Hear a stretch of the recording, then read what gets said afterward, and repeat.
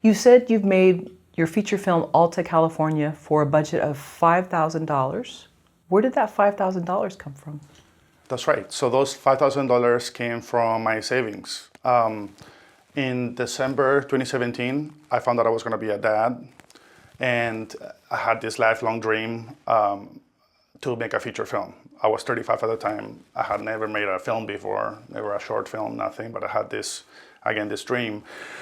And I thought, well, I'm gonna be a dad in 9 months, so I have 9 months. If I'm gonna do it, this is the time.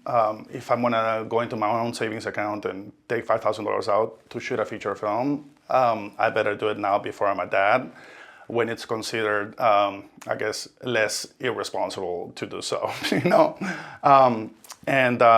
So that's when I decided to do it. So yeah, it's all self-funded.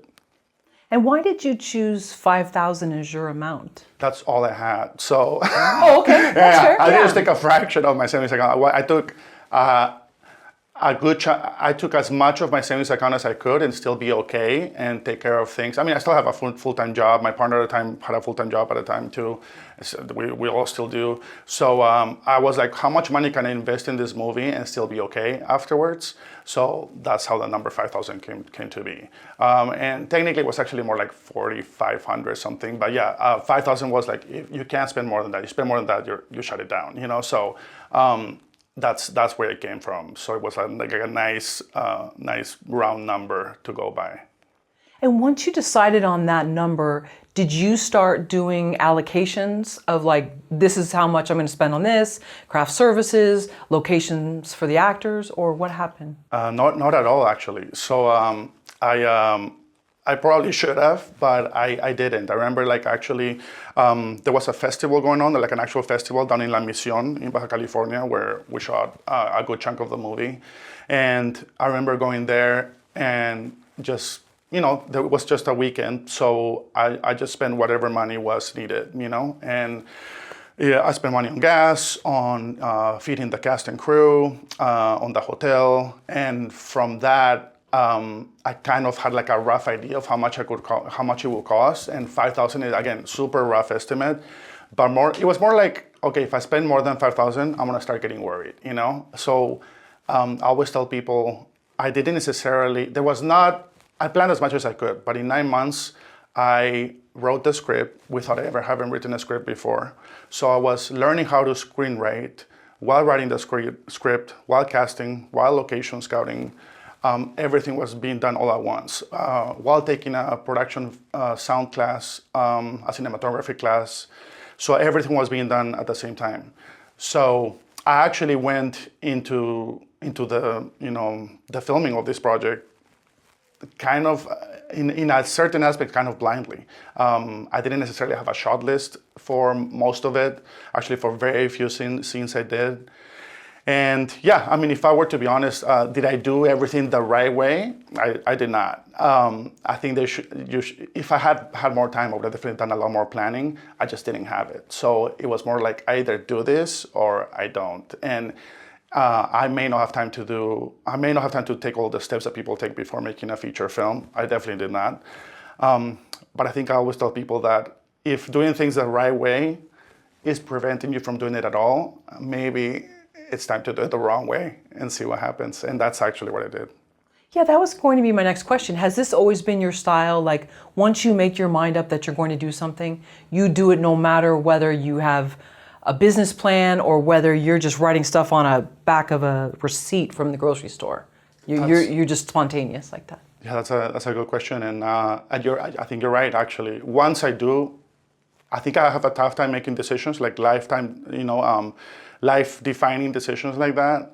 But once I do make them, yeah, I'm off and running for sure. Like once I do make that decision, and once I did make that decision to make a feature film, I knew that no matter what, I will make it. So at one point, I didn't have a cinematographer. So I thought I was gonna actually do it like Robert Rodriguez, you know, actually read his book, you know, Rebel Without a Crew, multiple times. And I watch every movie he's made. I've always listened to the director's commentary and the behind the scenes and 10-minute film school and all that stuff. And so when I didn't have a cinematographer, I was gonna shoot it Robert Rodriguez style. So I was gonna do the filming.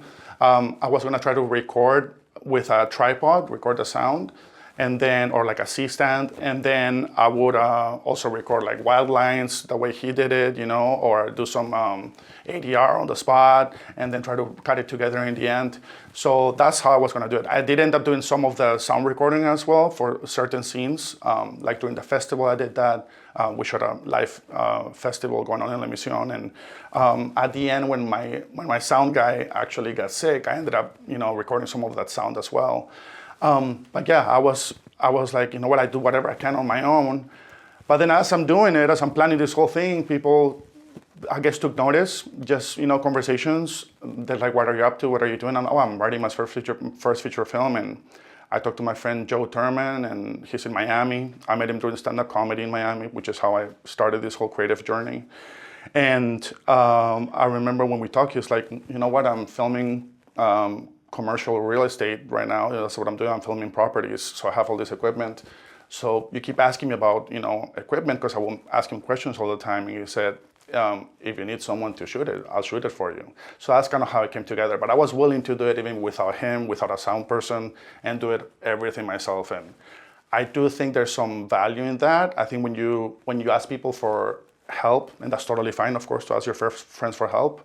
But I think if you decide to do something and decide no matter why you're going to do it, whether people help you or not, there's something very attractive about that to people. And they're like, this guy's going to do it. It's not like he needs me to do it. He's going to get this done, and I want to be part of it. So I think that's how that came together. And it kind of worked out. I love that. I'm wondering though, why did the knowing that the baby was on the way was the kick in the pants? Because you'd done stand-up, so you'd been in front of a crowd, taking punches or whatever from fans. How come it took you this long? So it's funny because I didn't start my creative journey until I turned 30. And I was in the middle of a master's in international education at the point. I have a bachelor's in biology. I don't have any film background really at that point. So during my master's, I turned 30, and I thought, I only knew of Ray Romano. I knew that he had started doing comedy at 30. So, and again, another lifelong dream, both stand-up and film. And I actually found a book from 10 years before that where I had written jokes down, and it was called my stand-up comedy book or whatever. And I had written all these jokes, and again, a lifelong dream. So I turned 30, and again, also going through that crisis of turning 30, I guess, and thinking, what am I going to do? And having this secret that I hadn't told anybody that I wanted to try it. So I did my first open mic at 30 in Miami, and that was a 5-year journey. So I did that. While doing that, my second dream was to make a feature film one day. And I remember once I finished my master's in international education, I enrolled at the Summer Film Institute at UCLA. So it's a summer program. So I thought, I have all these student loans. Why not for once study something I actually care about, instead of what I thought I was supposed to do. And, I studied biology to be a doctor, and then I didn't want to be a doctor. I studied international education to be a teacher, and I realized I no longer really was that interested in teaching anymore. So I thought, for once, let me go study something that actually I'm passionate about. And since I already started pursuing stand-up and was doing well, I thought, let me do this as well. So at 31 or so, right after I finished my master's degree, I enrolled in the Summer Film Institute, and it was a 6-week program at that point. So I was 31. The youngest kid was 19, and the oldest was in his 50s. It was a wonderful program. I met a lot of people. Actually, 2 of the people I still work with to this day and that worked on this film, I met them there. And this was back in 2014.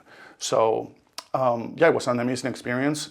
And why did it take so long? Because I waited so long to allow myself to pursue these opportunities, these passions, right? I'm a former undocumented immigrant. So as an immigrant, I think a lot of times you kind of tell yourself that these are not things you're supposed to do, pursue something you're passionate about, but rather pursue something that is functional and practical. And so you go for pre-med or engineering or to be a lawyer. All these respectable careers that my family always encouraged me to get. And yeah, I think that's what it was. I think I myself prevented myself from studying film or going into film earlier in life. Yeah, I just didn't allow myself, I guess, to go with what I was passionate about instead of what I thought was respectable by society's standards or by my family's standards or my own, really. Also, when I was 23, because there is actually, I come ironically from a family of artists. You know, my mom used to be an interpretive dancer in Peru, and she did some acting. She actually was on TV for it was a remake of Jesus Christ Superstar. So she did that on TV, and she was on a Christmas special. And then when she had us kids and when she had to go to college, I told her, okay, no more, it's time to get serious. So she gave it up and became, you know, a professional, a mom. But then when I was little, I remember like she actually did take us on commercial auditions, and we did some auditions as little kids in Peru. I booked like one commercial, and I remember going to film it, and I was 7 years old. The director started yelling at me because I couldn't get like a toy car to work the right way. It's like for a toy company that no longer exists. And I remember I was like on the verge of tears. My mom wasn't even in the room. But I remember coming out of that and being like, I will never do this. Like, my mom may have been an artist, but this is not for me, you know? And it's funny because in my 20s, when I was in college, taking classes, dealing with all these immigration issues, I had this urge to like study that acting, and I would watch Inside the Actor Studio, read books on filmmaking.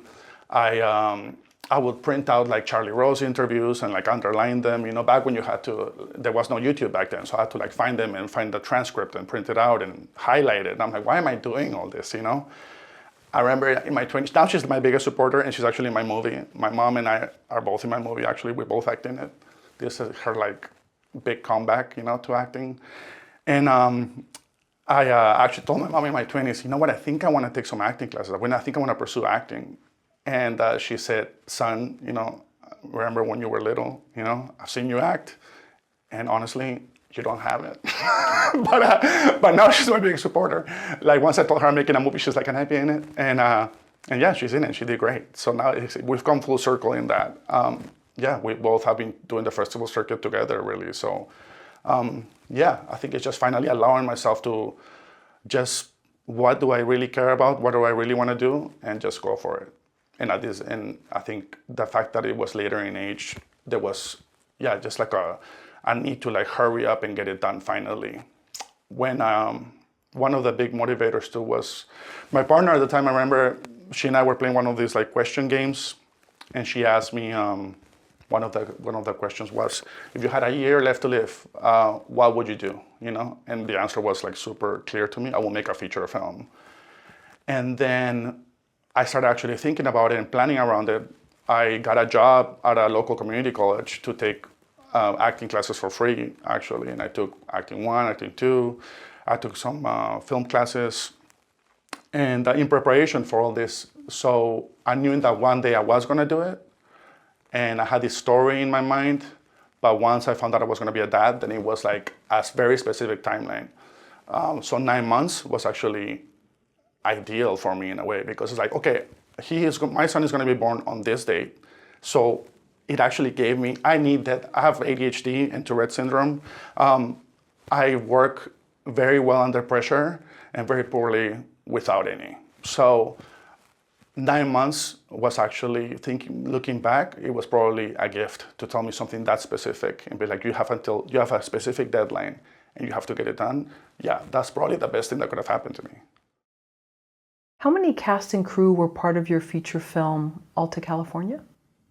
At one point, I know the whole cast and crew, and myself included, would fit inside my car. So 5. The main cast and crew is 5 people. And my car, by the way, also plays a very important role in the movie. So that's how I kind of made this film. I think they call it the Available Resources School of Filmmaking. I think Mark Duplass coined that term. And yeah, so the majority of the movie will be those 5 people. Altogether, because we have one big bar scene. So that was, I'm not saying in total, probably like more like 15 people, 20. Yeah.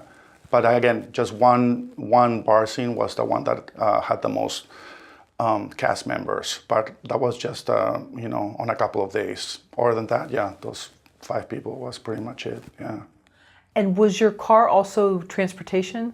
Oh, yeah, and I was the driver. Oh, okay. So I was the driver, catering, PA, gaffer, AC, assistant camera. I was everything other than camera and sound. So I drove 2,000 miles in the making of this movie, all the way from Fresno down to Rosarito, La Misión, across the Baja Peninsula to the Sea of Cortez, to San Felipe, and then back to Los Angeles. So 2,000 miles, yeah. The 5 goes all the way down? Yeah. Oh, wow. And then, the 5 goes all the way down, and then it's the 805, I think, and then you cross the border, and we did it back and forth. 2,000 miles, and the car, again, is the main prop of the movie. So actually, a lot of the movie is centered around the car and what happens to the car in that journey. And forgive me for sounding like some LA snob, but what kind of car is it? Oh, no, perfect, yeah. And I just got rid of it, by the way, after 230,000 miles. Ooh. Toyota RAV4, 2006. Wow. A lot of oil changes. Yeah, a lot of oil changes, a lot of oil refills, really. And I definitely took a beating during production. But yeah, Toyota RAV4, super loyal car. It's kind of amazing what we got to do with so little, When you got to the border, do they ask you what you're doing? Like on the way down, no, they didn't. And also, we were never gonna really. The plan was not to necessarily say that we were filmmakers. It was more like say, you know what, we're here traveling and we want to film our travels. However, we did have permits. Turns out that permits in Baja California are actually free. They're free film permits, so it's a big stimulus from the state. We didn't get a film permit for Tijuana, but we did get it for Baja. So if they were to stop us and ask us, which they don't when you go down, you just go through. It's more of a lottery system. Like if you get a green light, then you just go, and if you get a red light, then you get asked and searched or whatever. But that was never an issue. And then if it became an issue, we had the paperwork to show that we had permits. Down in San Felipe, there was another checkpoint, and same thing. They never asked. But if they did, we had the paperwork to prove it, that we were okay. And Baja California is such a huge, Baja California North Baja is such a huge state. But yeah, with that permit, you just get one permit, and it gives you freedom to film anywhere you want in the state for free. So that's pretty amazing. The Baja Film Commission helped me figure that out. So that was great. And where were you staying? Everywhere. So some of it I filmed in my apartment in LA. So then we just all stay in our places, and just my cinematographer who flew in from Miami would stay with me. So that was, those were the cheapest days. Anywhere in Southern California, we would just stay in our, where we lived. But then in Fresno, I booked a hotel for the casting crew, and myself, I slept at a friend's house who ended up being one of my associate producers, Danny Minch. He helped me with some of the casting up there in Fresno as well. I shot in Fresno because there's a scene that we film in a farm, and there's also a big Mexican population there with actually people even traveling around in horses, and so it's actually it looked very similar to Baja, so that's why I chose that, and I had a whole farm to work with. So I stayed with him while the casting crew stayed in a hotel. Yeah, and then down in Baja, I got an Airbnb. A week before filming, the Airbnb I got actually ended up going up in flames, so I had to get a new one, and the plan was always to film in an Airbnb and make it look like a hotel, which we did with just a couple of props and a little bell, So the Airbnb was where we shot it and where we slept as well. So that is, again, it served two purposes. And I think then we got a hotel in San Felipe for one night, and that was it. So again, very minimal amount of stays in hotels and Airbnbs. And if we did stay somewhere, whatever expense I had, I was like, how much can I get out of this? So the Airbnb, I was like, okay, this is gonna be where we sleep, but also where we shoot scenes. About probably how many scenes did I shoot? There probably 10 scenes out of that one Airbnb, yeah. And how did you come and convince people to go with you? Because out of that $5,000 or less budget, What was the pay for cast and crew? There was unfortunately no pay for cast and crew, which I told them up front. It's like, I'm gonna do this thing, and I would love to have you. You want to go down to Mexico? It won't cost you a dime. I will cover everything. You'll get a trip out of it, and I'll feed you. I'll take care of you. I'll make sure you're okay. But yeah, I unfortunately cannot pay you. And they were like, no, yeah, sign me up. I want to do it. So I also talked to a large group of the members of the cast are stand-up comedians, but it was stand-up comedians that haven't quite, gotten the notoriety that they're looking for. So I think we all saw this as an opportunity to, enhance our careers and our resumes. That was the main goal. Like, can we all elevate each other? And that's what people kind of offered to help. And they were like, how can I be involved? And I had created like a good community out of the stand-up comedy scene in Southern California, in both LA and Orange County. And I think that's how that happened. Just friends helping each other out, and maybe we can do something cool. And once they saw the script, they were up for it. The only person I didn't know before this was actually the lead actor, Alejandro de la Torre, whom I met in acting class at Santa Monica College. And he was like, show me the script. If I like it, I'll do it. He saw the script, read it, and actually, sorry, because my first conversation with him, I only had an outline, because I was doing everything at once, casting while writing the script. But once I finished the script, or the first draft rather, I sent it to him. He loved it, and he's like, okay, I'm gonna do it, sign me up. Knowing that, we may not get paid, but this is kind of like an investment in our future. So that's how they saw it. But I will never make it like this. I promise everybody, next time we all get paid. So let's try to do it that way. But I'm very thankful that people were there to help me out and wanted to do this with me, Did anybody say, I'll go with you, but I have to ride shotgun? I can't ride in the back seat, I'll get car sick? Not at all, actually. That's funny. People were actually really cool about that. Not at all. Yeah, no, they were all like, okay, fine. I'm gonna be in the back sleeping, and let me know when you get to Mexico. So yeah. Was it one straight drive, or did you take breaks? Let's see, to Mexico, it was... From Fresno? No, so that was one of the schedule was all over the place, again, because I never broke it down schedule-wise or anything. So my first day was actually 30 hours straight for myself. My cast got to sleep in between, or sleep. I didn't, because I didn't have a shot list for that big scene that we were filming that day. So I would wake up at 2 a.m, and then, it was 30 hours after that. That was my day one, which I don't encourage anybody to do. That's insane and not healthy. Then we went to Fresno. Then we shot the final scene there that scene that was supposed to take place there. We shot it. Then we drove back to LA. People took a nap. I then drove further to Orange County to shoot the bar scene at night. It was a night scene. Came back. People slept again. And then we drove from LA straight shot to Mexico. That's what it was, yeah. It's not actually bad. It's actually only a 4-hour drive. And that's an hour south of the border. So Mexico is really, in LA, without traffic, you can get to Mexico in like 2.5 hours. So it's crazy. I mean, it's a different country, but you're there in no time, and it's night and day. I mean, when you've crossed the border. Everything's different. The metric system is the first thing you notice. And there's some rough areas around the border. So it's like a huge culture shock that takes place over just seconds of driving. So that was kind of wild.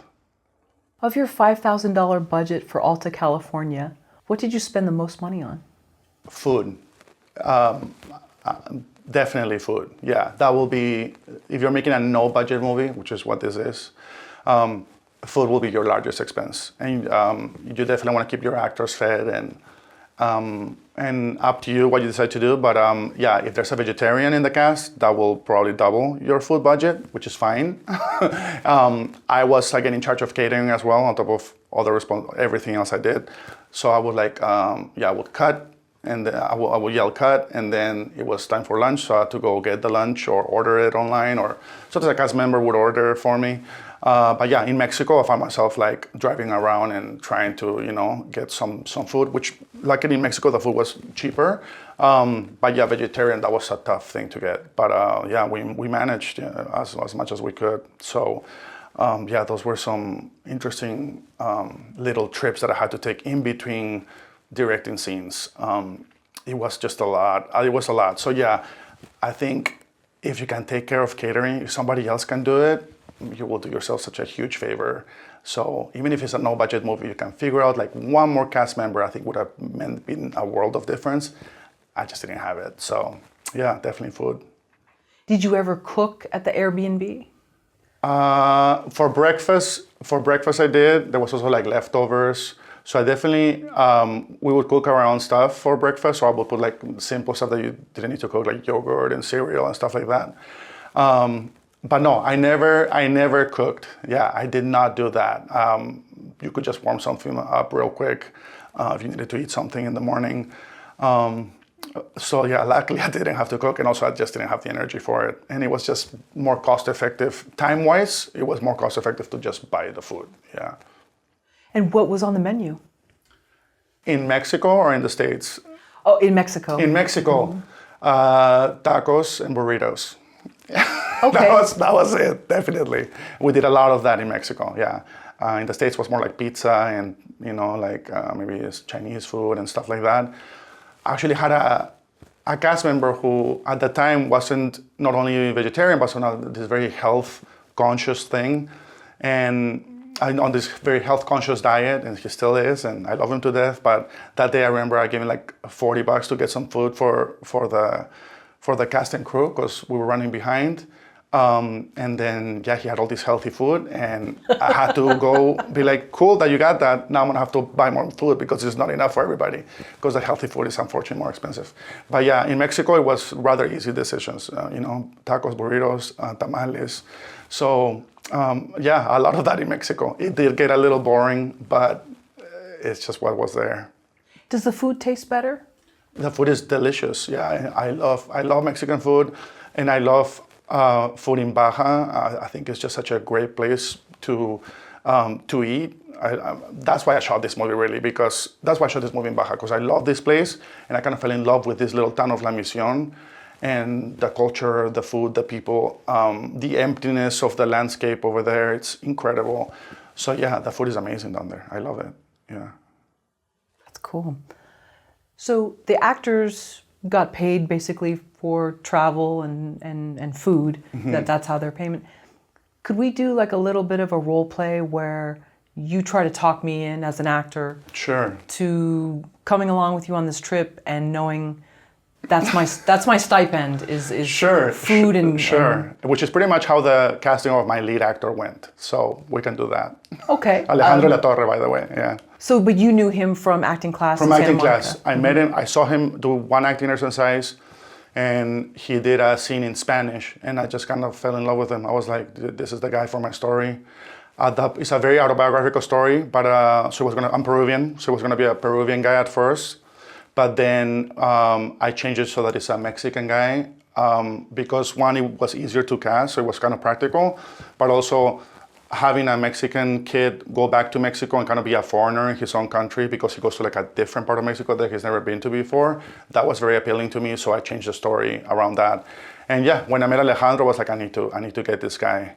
And I had no idea that he actually had done telenovelas in Mexico. So he was a professional, classically trained actor who had done acting in Mexico before with all the stuff an actor would need, ever, given everything on those sets. So it was about convincing him to do this for no money. And so yeah, we can do that. Okay, sure. So is this outside of acting class? Outside of acting class, Okay. actually, yeah, Santa Monica College cafeteria. That's where it happened. Okay, so Yeah. So exterior, Santa Monica College, cafeteria, is it nighttime? Daytime. Daytime, okay. Yeah. And hey, great scene today? Or what? How did it go? So I emailed the acting teacher, and she sent a mass email to the class, and he got it. He sent me his headshot, and I met him. And I put in the subject line, low budget movie. In reality, it's a no budget movie, but he agreed to meet me, and I said, "Hey, Alejandro, I saw your acting in the class, and you are actually the person that was hoping that would read this email by our teacher and that would meet me. So I definitely would love for you to be part of this project." He read the outline.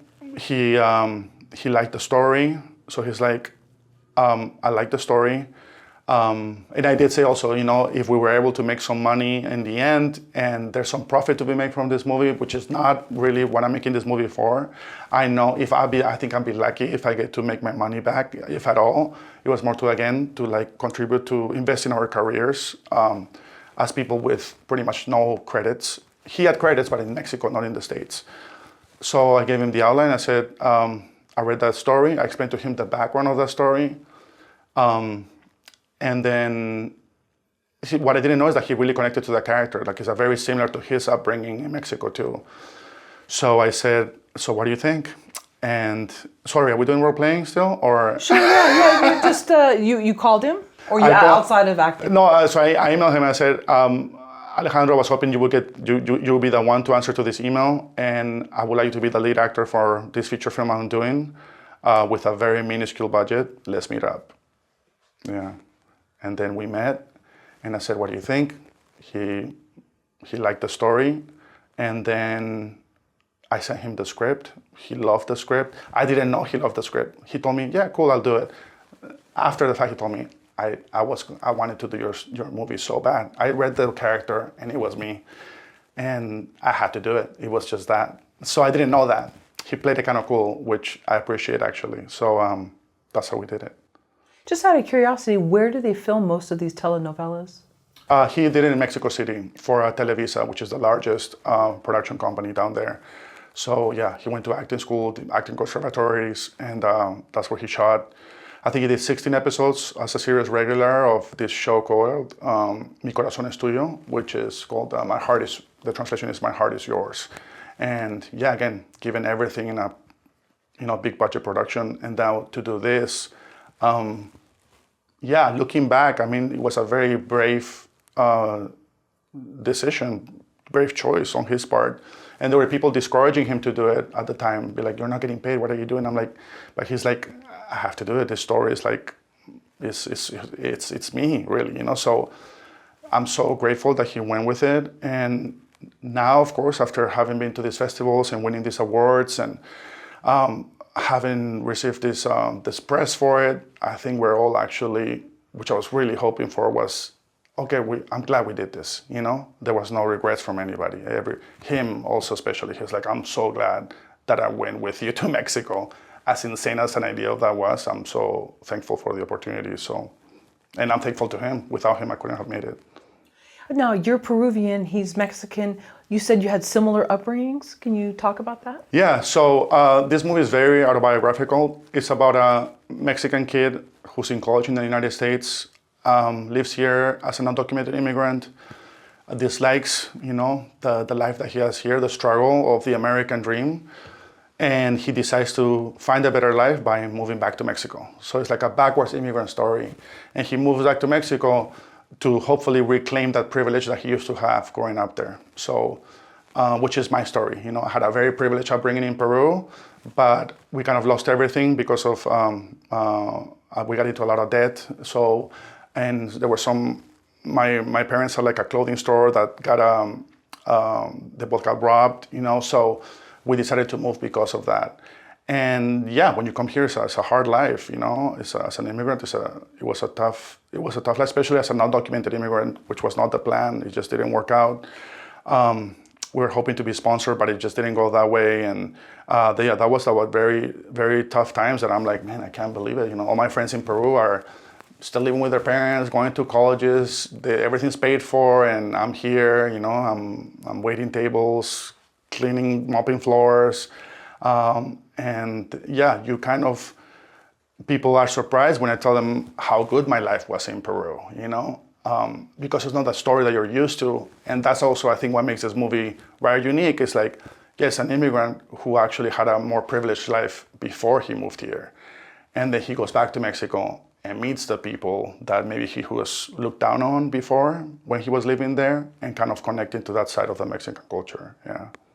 You've said that the movie Alta California is about privilege in a sense. and you've had your own experiences in different life situations, and you talked about moving to LA. What year was this? It was, I came here July 2nd, 2001. Yeah, Okay. I was 18, yeah. And did you fly to LA? I flew from Germany. I had a Fulbright scholarship to a boarding school in Germany. So I came, when I was 18, in July, yeah. And then soon after that, the world changed. And it was a tough time to be an immigrant. People thought I looked Middle Eastern as well. So, 2001 was a weird time to be an immigrant in Southern California, in Huntington Beach specifically, yeah. So weird times. Sure. And you said that as you took these different jobs, you started to have your own realizations about your own life? Absolutely. So I worked at a lot of I've worked a lot of minimum wage jobs and then restaurant jobs. I worked at a restaurant in restaurants for about 5 years while going to school as a waiter. That's how I paid my tuition and everything because I didn't qualify for financial aid. So in those kitchens, in those restaurants, I met, a lot of the people that I would have never crossed paths with in the past. You know, people from the rural areas of Mexico, from Zacatecas, from Guerrero, and learning about their life stories inspired in a lot of ways this movie. You know, this movie has been described as my love letter to Mexico, and that's exactly what it is. There's one character named Ramiro, played by Abraham Cervantes, and he is pretty much the embodiment of every Mexican person that I met in those kitchens that helped me out as an immigrant. Even though I came from this super privileged background, from this great private education, and some of them had one of my best friends, Juan Carlos, he had a 6th grade education at most. And he will be the one who will give me rides home every night because the buses wouldn't be running anymore. So Mexican people in this country really took me in and kind of showed me the way and guided me through the whole thing. And so they really in a lot of ways inspired this movie, and I'm just so thankful to them. And we were kind of together in this together as immigrants. And it kind of made me look back at maybe not only my privilege, but also my prejudices that I had, I would have had at that point, and looking down on the people that actually ended up being the most helpful to me. And that's something the main character of the movie goes through as well. You know, this discovery of maybe the way you look at life is actually completely twisted, and maybe you need to actually put less value on that privilege and more value on the character of the people that you meet. I believe you said that for a movie of $5,000 as the budget, there's usually 2 outcomes. One is either they never get finished, or the filmmakers and the audience usually completely dissatisfied. Mm-hmm. Can we talk about your experience with Alta California, which was around $5,000? Yeah, and I do want to clarify. So we shot it for $5,000, but in post-production, which took 5 years. We shot the movie in 2 weeks, but post-production took 5 years. And that was another $5,000 that I spent over the course of 5 years. So $10,000 total, but we shot it for $5,000 for sure. So when people make movies, and I would say even micro-budget movies, but movies with very small budgets, or your first feature that you're trying to make with your friends and family helping you out, a lot of the times they either, they never get made, or they get made but never finished, or they get finished but they never make it out of the cutting room floor. They're get lost in the editing because the filmmakers are so disillusioned with their vision versus what they actually got to see, with their expectations versus the product. Or they finish it and they never put it out because they're embarrassed by it. Or they go with it and it doesn't really do what they were hoping to accomplish with it, So with this movie, I knew that was a possibility. I knew that in the worst case scenario, it will be, that the vision maybe wouldn't translate into the screen. But I knew that no matter what, I was going to finish it, no matter what. And there were so many false starts. But I thought, if these people have come to me, that have helped me out for no money, the least I can do is have something to show for. At least you will have that credit that you did this and it's on IMDb. And of course, after that, luckily, surprisingly, fortunately, we've done very well with this movie. You know, we've won awards.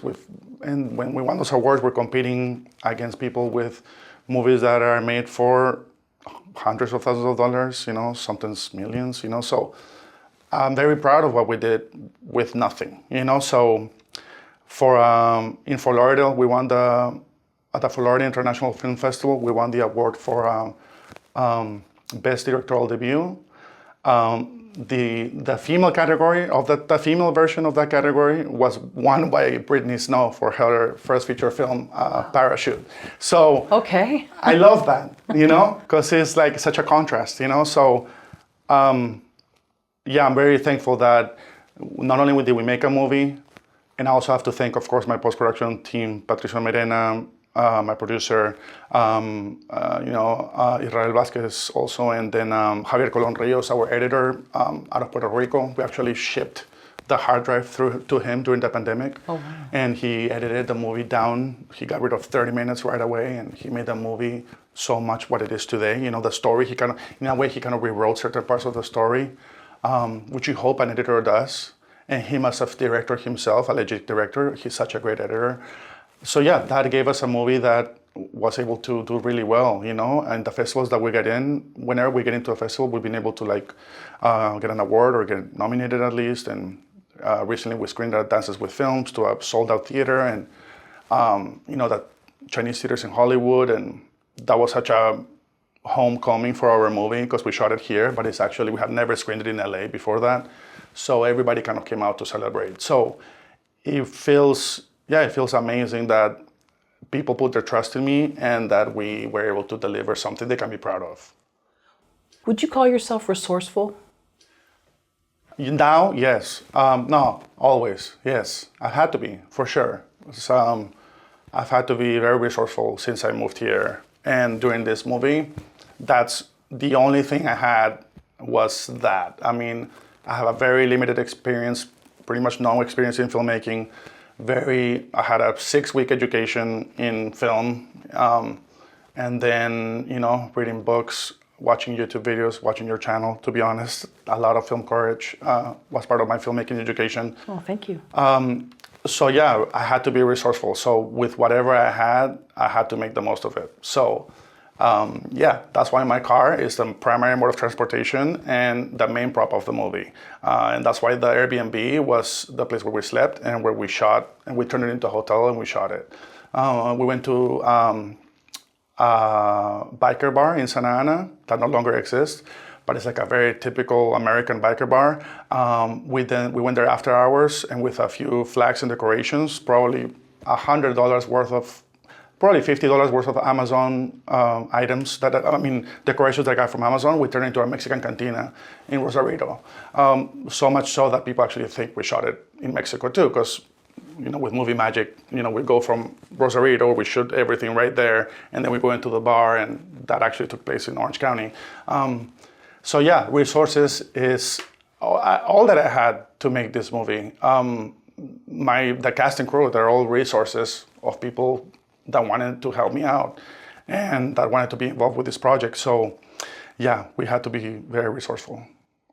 Where do you think that comes from? Because you said you hadn't been before, or maybe you didn't realize you were resourceful before. Well, I came from a very privileged upbringing, so you don't need to be resourceful when everything is taken care of for you. So when education is paid for, and when you have a place to stay that you don't have to worry about rent, so that's how I grew up. But then when I came to the States, yeah, it's about making the most with whatever you got. So whatever little money I got to make waiting tables, I will spend it on tuition. So I became, not by choice, but I had to become resourceful to make it in this country. I'm curious what your biggest strength is and what your biggest weakness is, and how did those play into getting this film finished? Sure. My biggest strength, yeah, you mentioned it, I think it's resourcefulness, and also we've touched upon this, but my biggest strength will be that I knew the moment I made the decision, I'm gonna make a feature film, that was it. It was like, no matter what, I'm gonna get it done. So I'm like if you tell me you have a dream, I'm gonna tell you, okay, this is how we can do it. How can I help? Okay, do this, that, So I'm very much action-oriented when it comes to these things. My biggest weakness was my lack of experience and my lack of education in film. And yeah, that's a thing I had to battle with while making this movie. Again, at times I didn't have a shot list. I actually was supposed to be 3 main lead actors, but one of the cast members ended up not working. I couldn't cast it. It just either people had to work or they wanted to do it but didn't have a passport, or their passport had expired so they couldn't go to Mexico. I mean, I'm asking people to go to a different country with me. I mean, that's kind of crazy. And what I ended up doing is I was going to have a very small character, side character, but then I ended up taking the lines of that third actor. So I had become like a part of the main cast at that point. And so that was also resourceful, I guess. You know, you had the director, but you know what? We need an actor, so I guess I'm going to do it. So it was doing a lot of that. My mom acting in it, another resource. So definitely a lot of that. We have an original score, by the way, which is unheard of for a movie with this budget, but everything was composed by my producer and composer, VFX artist, Patricio Merena. Also, he did sound design. He did color correction. I mean, imagine that, you know, like there were so many false starts in the making of this movie. And anytime we would hire somebody, because we did pay people in post-production, and every time we would hire somebody, sometimes it wouldn't work out. You know, they would just leave the footage untouched for months and tell you they're going to do it, but then they don't. So then Patricia would be like, you know what? Let me do it. I'll learn how to do it and I'll do it as well. So me was more like, yeah, I may not know how to direct, but I'm going to learn along the way, you know? And I think my proudest moment as a director came when we were shooting an action scene. I've never shot an action scene before. It was during golden hour, because for some reason I thought that would be a good idea to shoot an action scene during golden hour. So we're losing light. It's my first action scene. I don't have a shot list. And yeah, we're losing light. And people can see my hesitation. So all the actors that were in the scene and all the crew also started like pitching in. It's like, hey, maybe do this. How about you do this? Try this, try this. And at one point I'll be like, everybody, please be quiet. I'm sure somebody here has a better idea than I do, but I don't have the time for it. So I'm gonna have to make the decision and to get this done. It may not be the best version, but it's the one that will get it done. So I get why there's a hierarchy to filmmaking, because you need that. There are times collaboration is amazing, but when you don't have the time, you're losing light, there's no time for collaboration. You need to just do this, and that. I'm not sure this is the best way to do it, but we have to get it done. We shot the scene, we finished it. It looks great on film through the magic of also our cinematographer, Joe Thurman. We did it. So I think that was probably my proudest moment as a filmmaker in the making of that movie.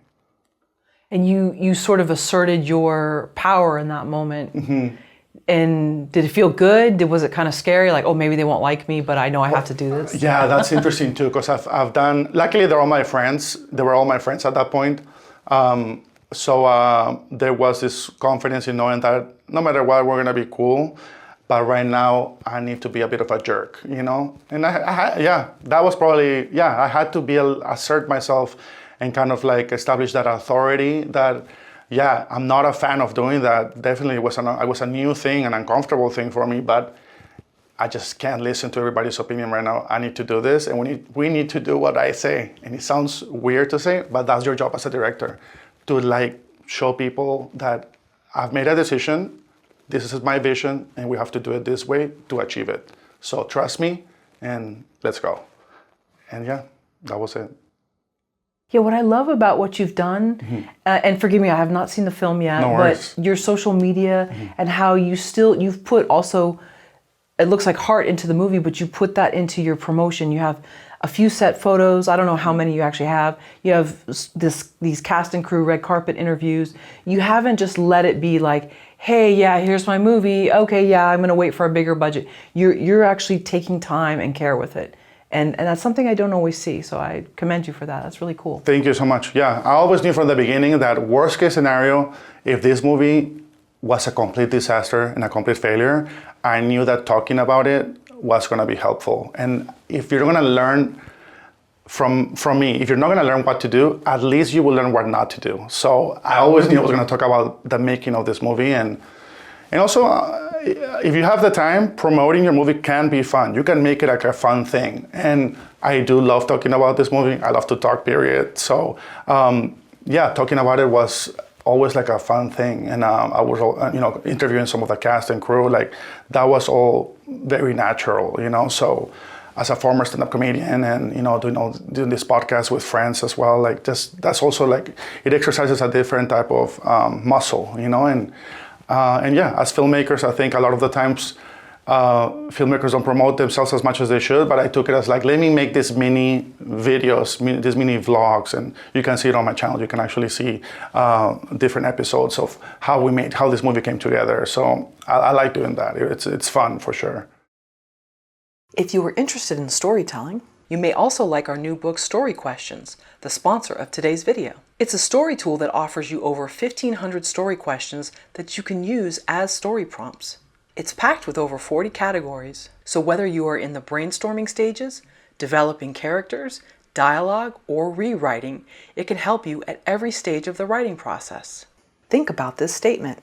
Most powerful stories are just great answers to strong questions. We've linked up to story questions in the information section below. Now back to the interview. When did you start submitting Alta California to film festivals? I started, I think we finished the movie, I think it was officially done November 2022, and that's when I started submitting right away. And how many have you submitted to since then? A total of, 24 festival rejections plus 4 festivals we got into. So yeah, 29, 30 festivals total, yeah. 30 festivals total, and how much money have you spent on festival submissions? It's funny because I did do the great thing about doing this is that when I do my taxes, of course, I put all the expenses there because you can get some breaks out of that. So about $2,000, yeah, in total, yeah. Okay. I mean, that's for just submission fees, yeah. Then there's, of course, room and board and all that stuff. That's a lot of money. That's a lot of money. I spent way more during our festival run than I did making the movie, for sure. Oh, and how far did you travel with some of the festivals? Because you said you got into 4 or 5? Yeah, 4, 5, I think. Let's see, we got into Small Castle, that's in New Jersey, the Kevin Smith Smith Film Festival. That's our world premiere, actually. Awesome. And then we did Fort Lauderdale International. Then they invited us to San Agustin Film Festival, and so we didn't have to submit to that. Then we got into Chandler Film Festival, and then Dances with Films. Yeah. Chandler, Arizona? Chandler, Arizona, yeah. Oh, okay. Okay, so for almost all of them you traveled then, except for Dances with Films? Exactly, all of them except one. Yeah, our last one pretty much, yeah. And are you paying for cast and crew to go too, or no, that they're on their own? I can't. There's just no way. That's understandable. I pay for myself, but I told them like I'll get the room and you guys can just crash. But even then, my cast and crew, I mean, like me, we're all like just trying to make ends meet, and a lot of them couldn't afford it. But if I, for example, if I had like a film festival in New Jersey, a friend of mine drove down from Vermont. One of my associate producers, Nick Wyborski, he drove down. And then when we had it in Florida, I did have my director of photography, Joe Turman. He actually was able to drive to those. But that's why the one in LA was so special for Dances with Films, because then every single person involved with the movie, except for like 1 or 2, was able to make it. So everybody came, yeah. Very cool. And it was like a screening of 200 people or so? Screening of 200 people. We played to a sold-out theater because I made it my life to promote it heavily a month in advance, which is the time they gave us to actually start promoting it. Because we couldn't announce it publicly until they did. So then they announced it publicly, and then I was able to like promote the screening. So yeah, for a month I was obsessed because I needed to. I felt like I had this weird idea in my head, imposter syndrome, something that people deal with all the time. I knew we were the lowest budget in the entire festival, and I can't be the lowest attendance. So I was like, I have to sell this out. I had this weird idea that people were gonna kick me out of the festival if I didn't sell it out. It was a make-believe threat that didn't exist, but sometimes that stuff motivates me. So I promoted the crap out of it, yeah. You submitted to 28 to 30 film festivals. You spent about $2,000 on festival submissions, not counting room and board. You ended up getting into 5 film festivals for Alta California. How do you feel about that? How do I feel about that? It's interesting because, no regrets. There's festivals that I just had to see what was going to happen. I would have felt foolish. I would have regretted not having done it.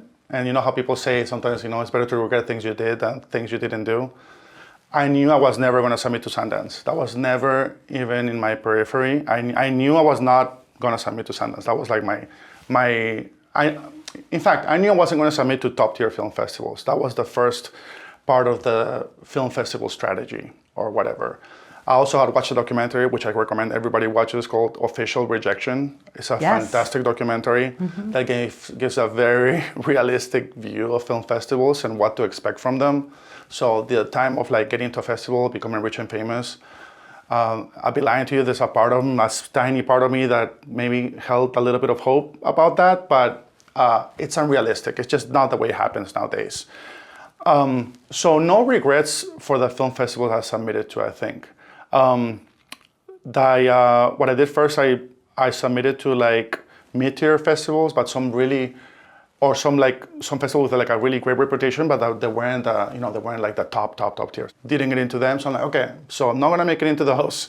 Let me go a little, a level below or whatever.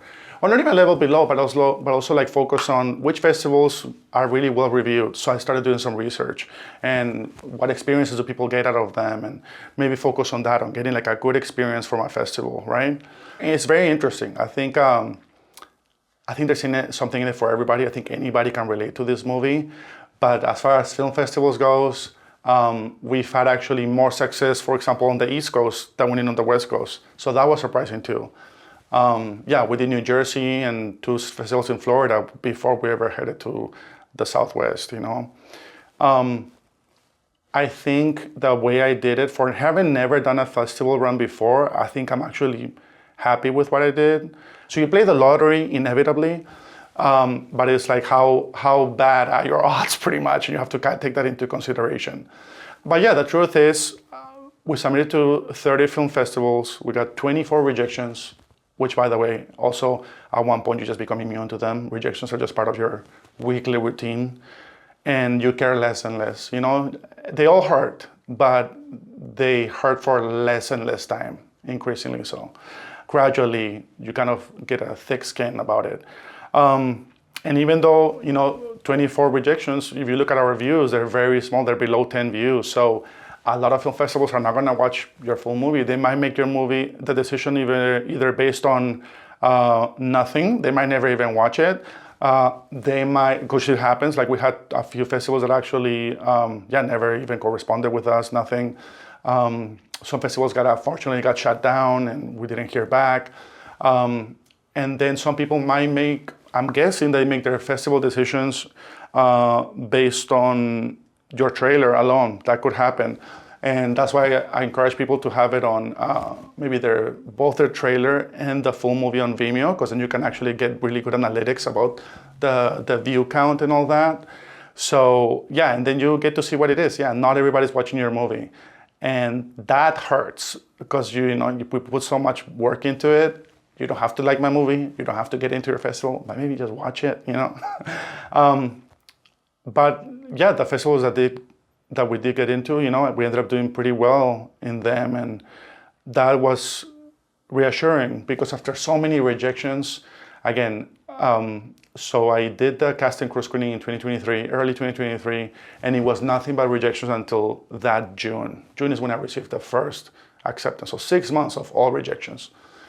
And then Gregory von Hausch, the president and CEO for Lauderdale, said, "I loved your film. You're in." And that changed everything.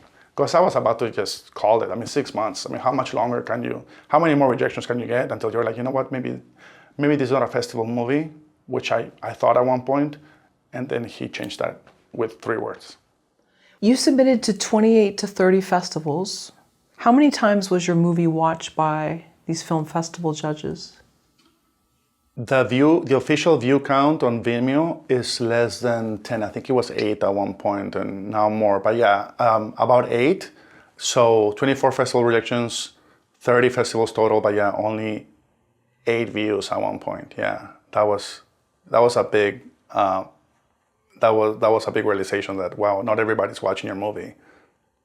And it registers a view after how many seconds? That I don't know. Oh, okay. But even then, they're not watching the full movie. So I also get it, to be honest. If somebody doesn't watch the full movie, you can tell whether a movie is good or bad rather soon.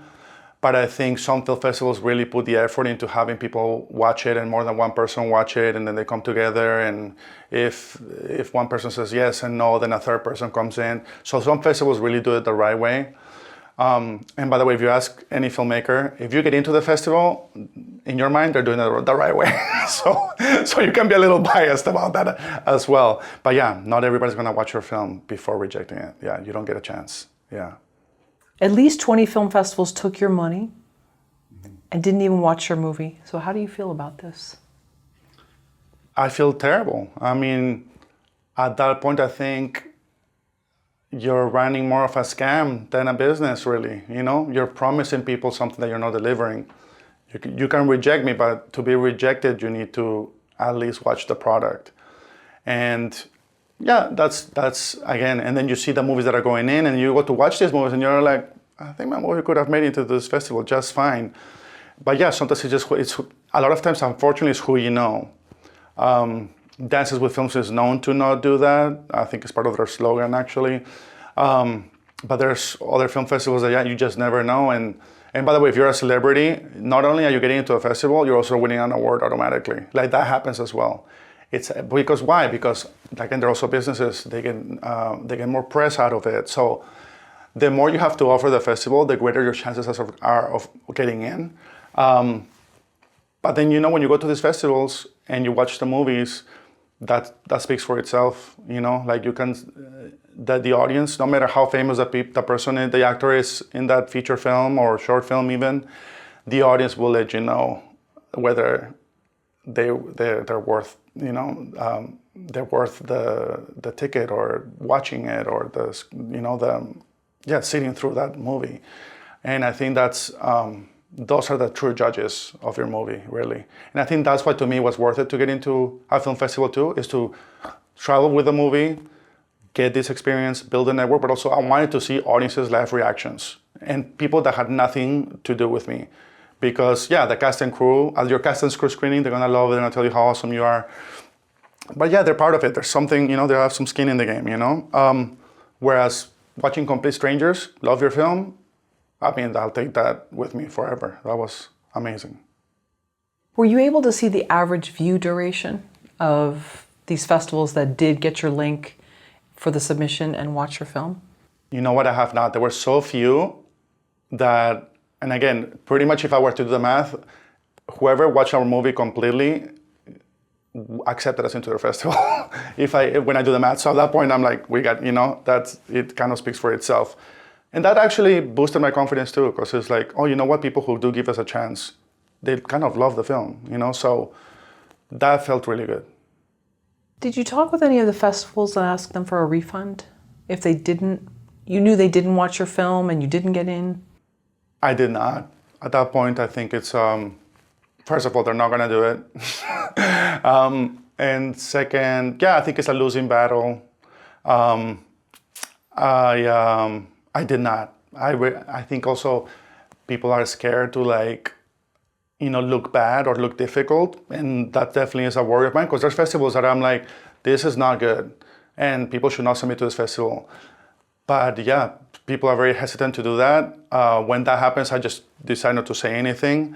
But when it's good, I decide to I give them a positive review when I have a good experience. And I think a lot of people are hesitant to do that on these public websites, you know, they just give 5 stars no matter what, because they don't want to look bad in the eyes of the festival that admitted them, you know, that accepted them. So I understand why artists are reserved in that regard. I don't know if it's really a battle worth fighting, to be honest. Did you send separate screeners, like, you know, give them separate links for each festival you applied to? No, I did not. I had a YouTube link before, but that got leaked by someone, unfortunately, so I had to like shut it down. And then I made one on Vimeo, which is great because then you can actually, you get the analytics for it, and the view count is very specific. It's more, it's more detailed, the analytics. So no, then everybody got the same link, yeah. It got leaked? Did someone put it on a torrent site? No, it got leaked as in like, YouTube had a link for an unlisted video on YouTube, and somebody just like sent it to his friends, thinking they were trying to help me out, like promoting it, not knowing that, oh no, you don't do that, you know. So be careful with that too, you know, like keep your links private. The thing is that at that point I was only getting rejections for 6 months. So I was like, you know what, if you're gonna watch a movie, just here, watch it, you know. So yeah, getting to that first festival in Fort Lauderdale kind of changed everything. Because I would have probably saved a lot of money, but when you start getting into festivals, you know, it's money well spent, you know, like you make an investment, you get something out of it. And I did get flown out to Fort Lauderdale and San Agustin, and they put me up and everything. So that was great. I mean, yeah, that is worth many times my submission fee. Of course, if you get rejected, then you get nothing out of it. So it's tough with film festivals. It's really tough to make those decisions. I, on my end, have no regrets. When you submit to these film festivals, are they asking on the form what other festivals you've played at? Well, actually, yeah. When you know, Film Freeway is such a great website because it's all, you know, in one place, centralized, you know. So you have to put where it has screened, and yeah, festivals want world premiere. Some festivals don't care, but the most prestigious film festivals do. We were actually very lucky to get into Dances with Films because they want world premieres. But we went with it anyway because, again, that was another person that we met that were like, you know what, maybe this is worth a try. I wasn't going to try to submit to Dances with Films because I thought, you know, we've already screened it at these other places. They want world premieres. It's a very prestigious film festival. But I met this director that our movies pretty much traveled together. She's the director of American Pot Story. Her name is Ravid Marcus. And I met up with her for coffee. She said, hey, you know what, That's It With Films is doing a mixer. Why don't we come to it? And they're open to the public. And you can meet the feature programmer. I met Ariana, and I told her about my movie. Ravid vouched for me, and she's like, you know what, we do prefer world premieres, you know, like everyone does, but you know, give it a shot, why not? And I did, and we got in. So I tell people, what I would tell people now is like, if you can make a personal connection in any way with the festival and also show them that you have what it takes to fill a theater too, because in the end, we're all artists, but we're also businesses. So at the end, we need to actually find a way to fund all these resources. And film festivals are not any different, you know? So a lot of them are nonprofit too, but even then, you know, they need funding. So yeah, selling tickets is important. So if you can demonstrate an ability to do so, I think you definitely need to mention that. That'll be a good thing to bring up. And again, try to make a personal connection any way you can. Try to go to a film festival without a movie, which has never even occurred to me. But yeah, you could go to a festival, meet people you need to meet, and then submit the next year. I mean, that would be actually a great idea, you know, and it wouldn't take much time. So I think it's definitely an effort worth making.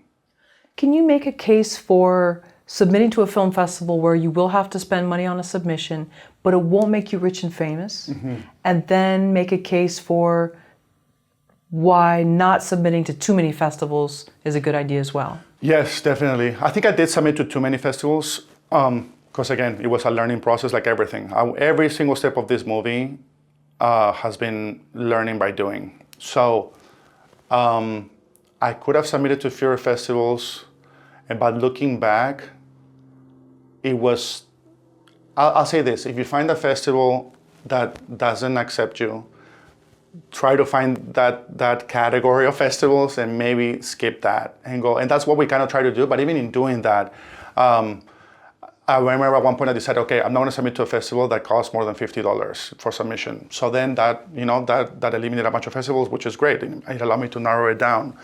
And it also, a lot of the submissions were also like either super cheap or free. That happens as well. Look for those. So it's weird. Like I don't regret submitting to all those festivals, but yeah, I could have definitely submitted to fewer. You can also like pay somebody to devise a festival strategy for you, but really, if you're willing to do the work, you can do the research yourself, and you don't need anybody to help you with it. So it's up to you. I don't think submitting to a festival is actually for everybody. Like I completely respect people that are like, you know what, we're not submitting to festivals, we're gonna put it online and start to make some ad revenue from it, or I wanna put it online as soon as possible. Because yeah, the second you put it online, you get disqualified from pretty much all festivals, and you can no longer submit. So I completely respect that decision. So it's hard for me to make a case to submit for film festivals. Myself, why I did it was because I wanted to get the most out of this experience. So even if it was to be disillusioned from film festivals, I wanted to actually be able to tell that from my own experience instead of just based on everybody else's, of other people's opinions, you know?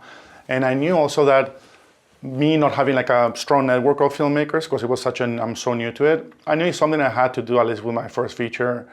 And yeah, creating a community of with other filmmakers, to network with filmmakers, not necessarily, and this is also the same way I make this movie, like this is also the same way I made this movie. I didn't, Issa Rae said, don't network up, try to network across.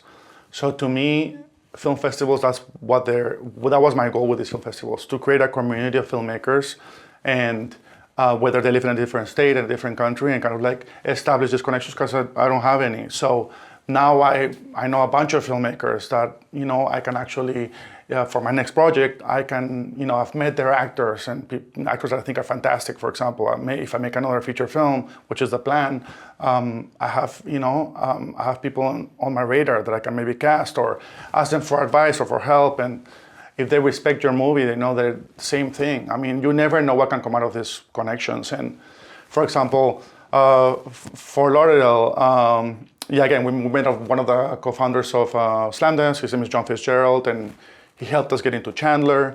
So that happened without us expecting it. Then in St. Augustine, I met a potential investor, and that was a film festival that we were just invited to because of Fort Lauderdale by Gregory von Hausch, the president. And yeah, an investor came out of that. Nothing came out of it, but you know what? I'm talking to an investor. We looked him up. He was legit. And you just never, that's the thing, you never know who you're going to meet. So yeah, don't go broke going to festivals, but if you've never done it before, I think it's worth doing. Yeah, and again, you just never know who you're going to meet. It could be at a party, you know, at an after party. It could be another filmmaker. And again, I think when you go in with the mindset that, oh, let me see what I can get out of this person, more like, hey, let me meet some people, establish some connections, and not expect anything from it. Just try to build a network and a community of other artists. And that was really my only expectation from it. And again, I always went into this in the mindset of documenting my experience, and I've been documented every single film festival. I have footage from all of them. So no matter what, I'm gonna use it for my own online presence and self-promotions as well. So whether it goes well or it doesn't, I'm gonna talk about my experience. I'm gonna talk about my experiences at these festivals. And so far, I mean, with very few exceptions, have been phenomenal experiences. So, yeah. And when you watch the documentary Official Rejection, what takeaways did you apply to your own situation? Oh, yes. So a few things. One person said, when you submit to a festival, your submission fee might be nothing, but just paying for an actor's hotel room. And that's good. I like that because it's like so real. That's real advice. Maybe just a business, and they need all these hopeful filmmakers to pay for, you know, the after party. That's a real thing. Another thing is that, yeah, everything has changed, you know. Back in the day, a movie made for $5,000 that, you know, wins awards may have gotten us maybe a distribution deal or something, you know, a representation, maybe. Those days have changed, you know, so because there's so many more people have access to, you know, filmmaking, it's just the competition is too great. And to like get something out of this festival, something that concrete of like somebody, hey, you know what, I'm gonna make all your dreams come true, is just a very unrealistic way to look at film festivals. And that was something made very clear by the documentary Official Selection, so I'm so glad that I watched it. Have you ever directed before? I did after going to the Film Institute at UCLA, the Summer Film Institute. I did direct a web series.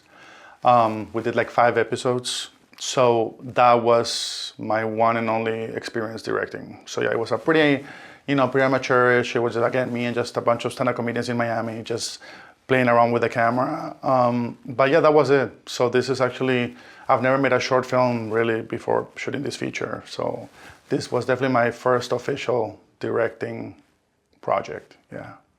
And how many actors did you work with on your feature, Alta California? Let's see, yeah, with main cast and supporting cast, in total was probably, I'm gonna say 10, 15. But the main cast, yeah, it was pretty much like 5-6 people, yeah. And then the 2 lead actors, those are the ones I worked with the most, for sure. Did you direct all of your actors in the same way? No, I wouldn't say that, because again, Alejandro Latorre, my lead actor, he had a lot of experience. At that point, he had just actually finished his ESL courses, so he had just learned English. So if anything, my coaching with him, when it came to the scenes in English, it was more about how to say certain words so that people would understand them. So that was interesting. And when it came to the Spanish scenes, he had that completely. I pretty much just stayed out of his way for those scenes, and he killed them. And Abraham Cervantes, also one of the main cast members, he was so good. For Corbin Porter, our second lead, he comes out of stand-up, and this was his first acting role ever. And my movies primarily first-time actors, or the lead actor, really. So for Corbin, and he's the comedic relief for the movie, and so his natural sense of humor really worked for the movie. But if anything, had to be like, kind of like, maybe like focus on the certain reactions and, like tone things down, or maybe do something more intensely. But yeah, overall, I definitely cast to type, so because I had seen them outside, I'm like, okay, you can probably play this part really well.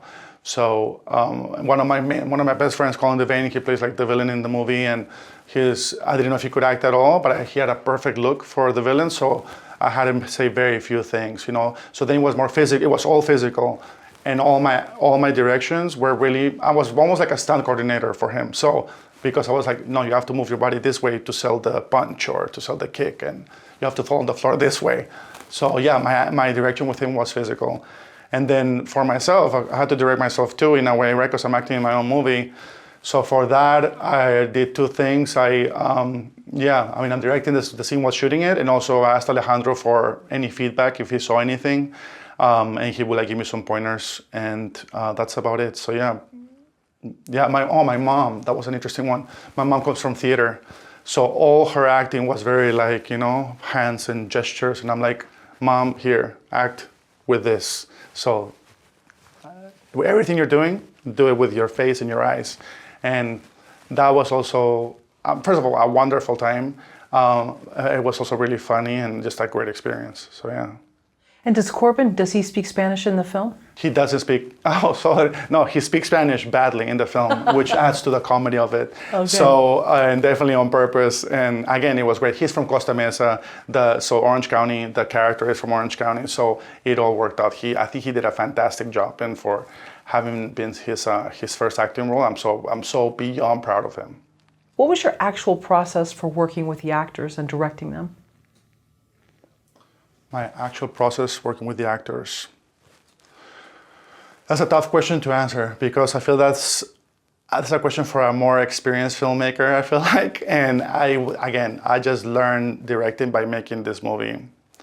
So I think what I did is I cast people that I knew could nail their role. And again, especially with Abraham Cervantes and Alejandro Latorre, when they did this in Spanish, and their scenes are beautiful, I really pretty much stayed out of the way. So they kind of did it, and I gave them very little feedback. If anything, I was more like a script supervisor in those instances. I did that as well, of course. And then again, it just was based on people's experience. So like I said, my mom came from theater, so it was making it less theatrical, and more for movies, more camera acting. Corbin, less stand-up, more acting, So again, my process was seeing where people's strengths are and focus on them, and if there were any weaknesses, try to make up for them in the directing. But yeah, so I guess it changed from person to person. And yeah, I think I cast to type because I knew that, it's a first feature, and I needed to, I was trying to kind of like, what can I get away with, So if I know somebody can nail this role because I've seen them in real life, then I cast for that role. If I don't know if somebody can act, then I give them fewer lines. So again, it was a very, I looked at my available resources and how can I make it work to the best of everyone's ability and experience level. So that's what it was for this one. What did you learn about the different acting styles? That's right. And it's used to different angles probably of cameras? Yeah, I think that's, I guess, their education makes a difference. Their experience level makes a difference. And I think with proper directing, you can get them to where you need them, where you need them. I think my worst scenes were the ones where I didn't get to, for example, for some scenes I had to like hold the reflectors or whatever, and I couldn't get to see the actor. It shows. Those are probably my less favorite scenes. But so yeah, I think with the right directing, you can really do a lot with people. And I learned also not to do line readings and stuff like that.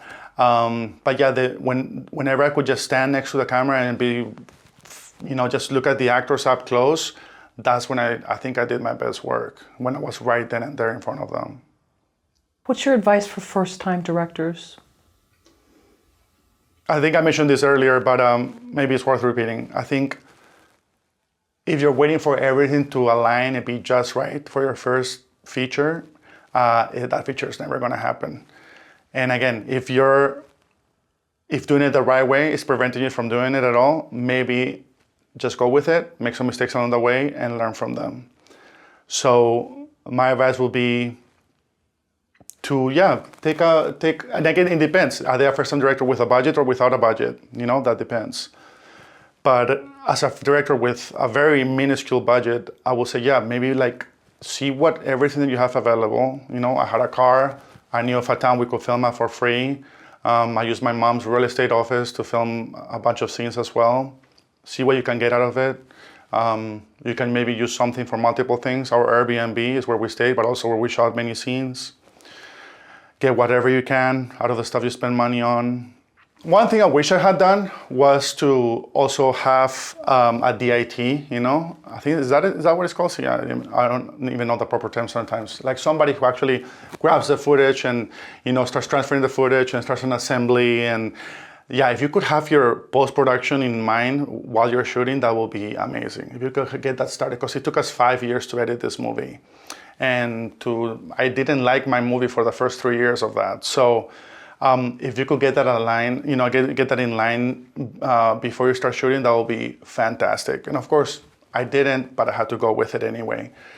And again, I think there's a lot of people who spend all this time educating themselves about filmmaking, and they never make a feature film. So the question is, what do you want to do? Do you want to be the guy who knows a lot about filmmaking, or do you want to be the guy who does it?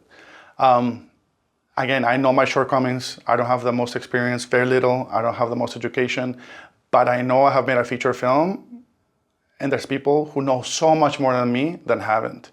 So I say, there's only so much you can learn, and you will never learn enough.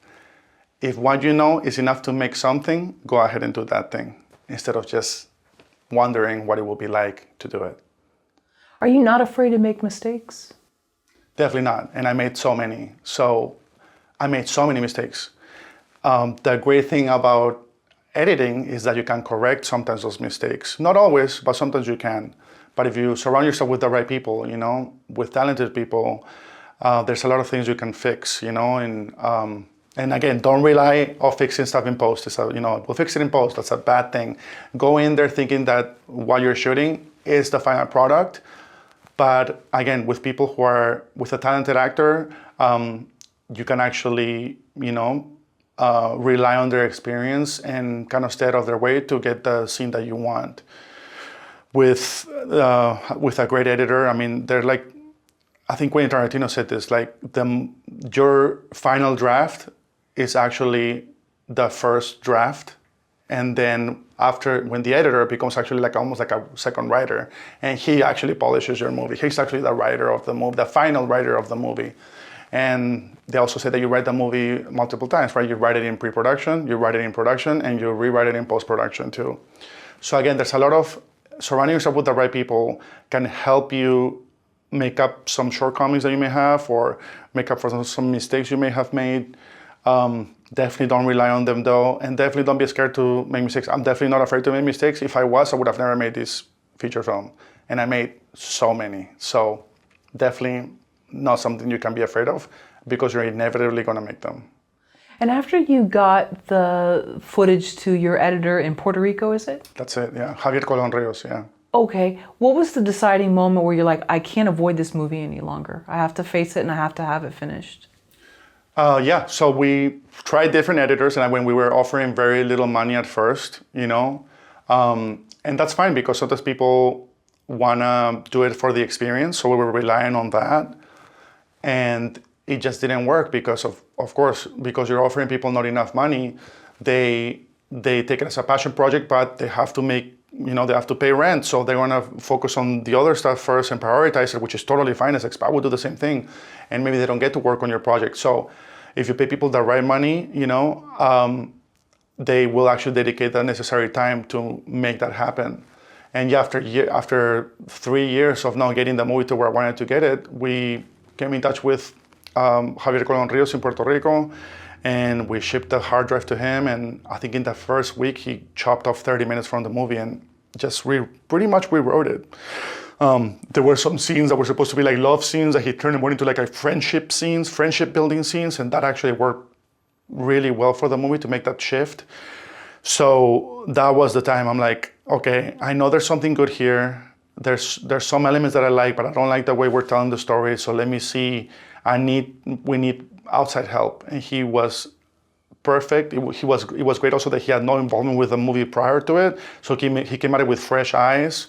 He actually didn't even read the script when he was editing it, which I loved. At first I was like kind of scared, but he preserved what I care about, and the stuff that didn't work he got rid of. So I think that was actually a great tool that he used. He skipped the script completely, and that wasn't even aware of certain things, and kind of made certain decisions as a director himself as well.